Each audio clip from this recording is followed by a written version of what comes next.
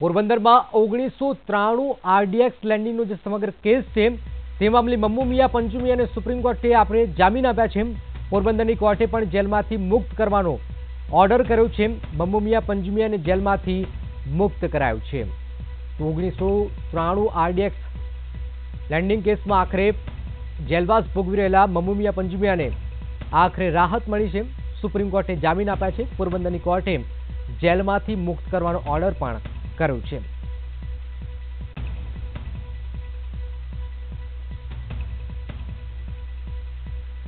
તો આખરે 1993 RDX landing case છે જેમાં મમ્મુ મિયા પંચુમિયાને આખરે રાહત મળી છે। અમારા સંવાદદાતા ગૌરવ જોડાયા છે। ગૌરવ, આખરે સમગ્ર મામલો હતો શું અને મમ્મુ મિયા પંચુમિયાને રાહત?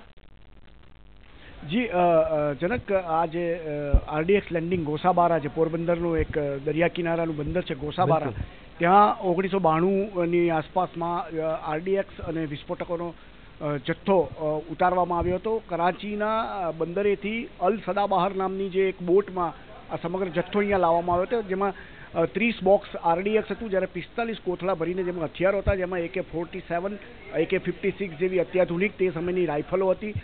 તે સમગ્ર જથ્થો ગોસાબારાના બંદરે ઉતર્યો હતો।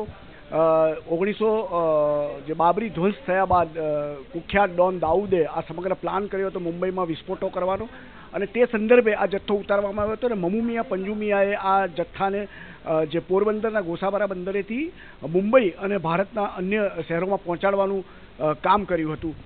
તે કેસ જે ચાલતો હતો તેમાં આની ધરપકડ થઈ હતી। 2004માં મુંબઈ પોલીસે દુબઈથી મમ્મુ મિયાને ઝડપી પાડ્યો હતો અને ત્યારબાદ ગુજરાત પોલીસને સોંપ્યો હતો। મમ્મુ મિયા વિરુદ્ધ 11 કેસો ચાલી રહ્યા હતા, જેમાંથી 8માં તે નિર્દોષ છૂટ્યો છે। 3 કેસ હજુ ચાલવાના બાકી છે, જેમાં આજેના એક કેસમાં તેનો જામીન પર છુટકારો થયો છે। બિલકુલ ગૌરવ, એક સવાલ એ છે કે આ પ્રકારના બહુ ગંભીર કેસોમાં ખાસ કરીને જામીન મળતા નથી। આજે સુપ્રીમ કોર્ટે ખાસ અવલોકન શું કર્યું જેના કારણે આખરે મમ્મુ મિયા પંચુમિયાને જામીન મળ્યા છે? જી, છેલ્લા કેટલાય સમયથી આ જે આના કેસો જે ચાલી રહ્યા હતા તેમાં ખાસ જે જામીન આપવામાં આવ્યા છે તેમાં જે સાહેદોના નિવેદનોના આધારે મમ્મુ મિયાને ગુનેગાર બતાવવામાં આવ્યો હતો અને તેની ધરપકડ કરવામાં આવી હતી।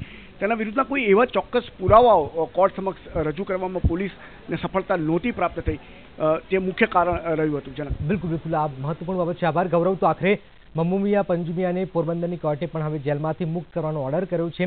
મમ્મુ મિયા પંચુમિયાને જેલમાંથી મુક્ત કરાયું છે। આપ જોઈ શકો છો કે આખરે કોર્ટે જામીન આપ્યા છે અને તેને મુક્ત પણ કરાયો છે।